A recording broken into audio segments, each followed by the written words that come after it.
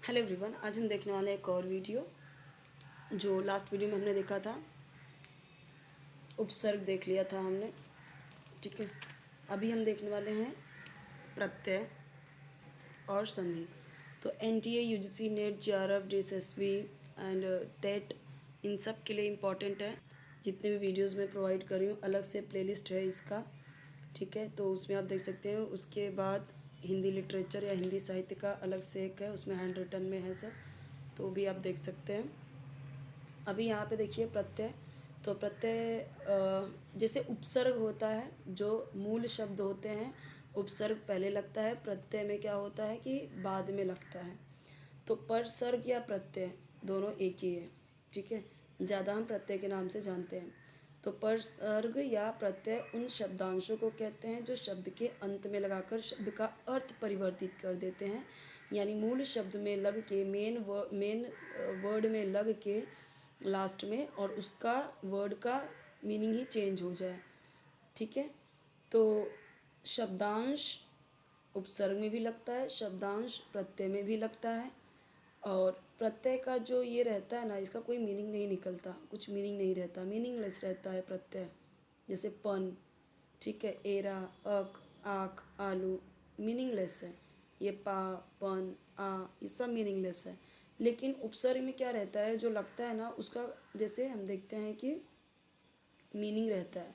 ठीक है, आपने देखा होगा जैसे अ का, दु का, इन सब का कुछ ना कुछ मीनिंग है। तो ये चीज़ ध्यान में रखना है। अब ये समझिए कि जो प्रत्यय है वो कहाँ लगता है।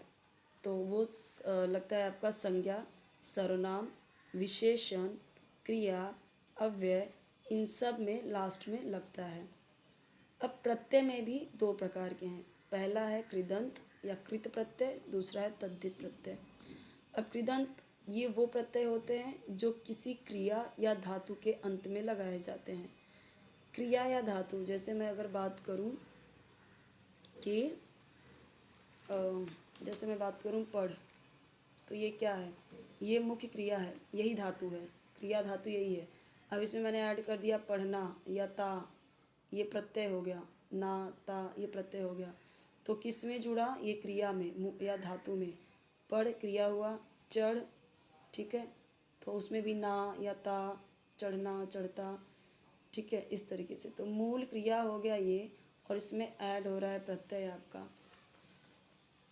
तो ये याद रखना है कि कृदंत में, कृदंत मतलब, कृदंत का मतलब क्या, जहाँ पे क्रिया में, कृदंत, क्री से कृदंत, क्री से क्रिया, ऐसे याद रखिए।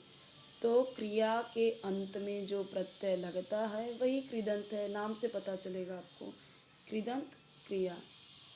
ठीक है, जैसे बहुत सारे एग्जाम्पल है उसके, जैसे लेखक। ठीक है, जैसे मैं एग्जाम्पल के लिए बताती हूँ, अक है ये, तो लेख में ऐड हुआ अक, तो बन गया लेखक। ऐसे ही पठ में ऐड हुआ अक, तो पाठक। ऐसे ही लूट में एरा ऐड हुआ तो लुटेरा। ऐसे ही तैर में आक ऐड हुआ तो तैराक। ऐसे ही झगड़ा में आलू ऐड हुआ तो झगड़ालू। और भी एग्जाम्पल अगर मैं इसके बताऊँ, तो जैसे गायक होता है ना, तो गा प्लस अक, गायक। इसी तरीके से लिख प्लस अक, तो क्या हो जाएगा, लेखक। ऐसे ही पठ प्लस अक, तो क्या हो जाएगा, पाठक। ठीक है, ऐसे ध प्लस अक, ध यानी दौड़ना, तो प्लस अक, तो क्या हो जाएगा, धावक। इस तरीके से ये ऐड होगा, बनेगा। ठीक है, हमने किस में देखा, सिर्फ और सिर्फ क्रिया में देखा, गा, लिख, पठ, ध, और फिर ये सब। तो ये सब के सब क्रिया में थे, क्रिया वाले कृदंत बने। तद्धित में क्या क्या होगा, तद्धित में क्रिया के अतिरिक्त, क्रिया के अलावा इस तद्धित कहाँ कहाँ ऐड होगा, संज्ञा में, सर्वनाम, विशेषण, अव्यय, इन सब में लास्ट में। यानी अगर आपका शब्द संज्ञा है और सर्वनाम है, विशेषण है, अव्यय है, उसमें जो प्रत्यय लास्ट में लगेगा वो तद्धित होगा। जैसे बूढ़, या तो जैसे बूढ़ में पा जुड़ा तो बुढ़ापा, ठीक है, इस तरीके से। पन तो बचपन, बच्चा से बच्चापन, तो बच्चापन से ऐड होगा बचपन। ऐसे ही मोटा से हो जाएगा मोटापा, ठीक है।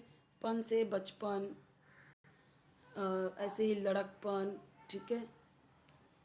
बहरापन, अंधापन, बहुत सारे ऐसे मिल जाएंगे। अपनापन।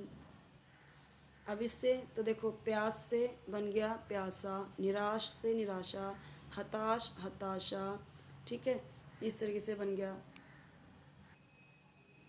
ये हो गया। अब देखो, हिंदी के अपने प्रत्यय भी काफ़ी मात्रा में है। इस संदर्भ में एक विशेष बात यह भी है कि संस्कृत से हिंदी के विकास की प्रक्रिया में जिन क्षेत्रों में सर्वाधिक विकास हुआ उनमें से एक क्षेत्र प्रत्यय का भी है। प्रत्यय में भी बहुत सारे आए, जैसे देखिए तो आहट, अक्कड़, ये सब भी हैं, ठीक है। जैसे अक्कड़ से हो गया भुलक्कड़, पियक्कड़, ठीक है। आहट से फुसफुसाहट, गर्माहट, ठीक है। और ये हो गया। आरी से पुजारी, बीमारी, और भी इस तरीके के बहुत सारे वर्ड्स आपको मिल जाएंगे। तो ये हो गया। अब हम आते हैं संधि पे। ये यहाँ पे आपको थोड़ी थोड़ी चीज़ें दी गई हैं, आपको डिटेल में ये चीज़ें आनी चाहिए। अब संधि देखिए, दो वर्णों के मेल से उत्पन्न विकार, विकार यानी चेंजेस, दो वर्ण मिले और उनमें जो चेंजेस आए उसे ही हम संधि कहते हैं। संधि एक शब्द व दूसरे शब्दांश के बीच भी हो सकती है और इसके तीन भेद होते हैं: स्वर संधि, व्यंजन संधि, विसर्ग संधि। व्यंजन संधि बहुत इजी होता है अगर वो हाफ है, ठीक है। अब यहाँ पे भी आप देखोगे तो आधा न है, यहाँ पे भी देखोगे तो आधा त है, तो चाहे ऐसे दिया हो तब भी समझ जाओ कि ये व्यंजन संधि है, और ऐसे दिया गया और तब आपको पहचानना है कि क्या है ये, तब भी आप समझ जाओ कि ये व्यंजन संधि है।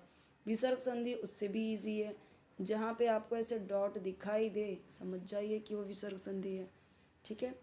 स्वर संधि में कई सारे हैं, अ से अ का मेल, अ से ई का मेल, ठीक है, तो वो है। अब संधि में, स्वर संधि में भी दीर्घ संधि है, तो वो सब आपको आता होगा। नहीं आता है, अलग से टॉपिक चाहिए तो कमेंट बताएंगे तो अलग से वीडियोस इसके बनेंगे। फिर स्वर संधि में देखिए, विद्या प्लस आलय विद्यालय, अनाथ प्लस आलय अनाथालय, ठीक है।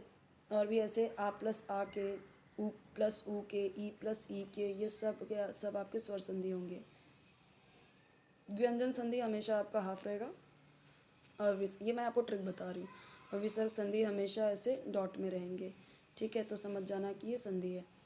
ओके, अब हम नेक्स्ट वीडियो में देखेंगे समास, उसका काफ़ी है यहाँ पे, और हम देखेंगे नेक्स्ट वीडियो में। इसके अलावा आपको कोई वीडियो चाहिए कमेंट सेक्शन में बताइए। चैनल जरूर सब्सक्राइब कीजिए, वीडियो लाइक कीजिए, फ्रेंड्स के साथ शेयर कीजिए, और आप बेल आइकन जरूर प्रेस कीजिए ताकि जब भी न्यू वीडियो अपलोड करूँ तो आपको उसका नोटिफिकेशन ईजिली मिल जाए, आप ईजिली देख पाओ।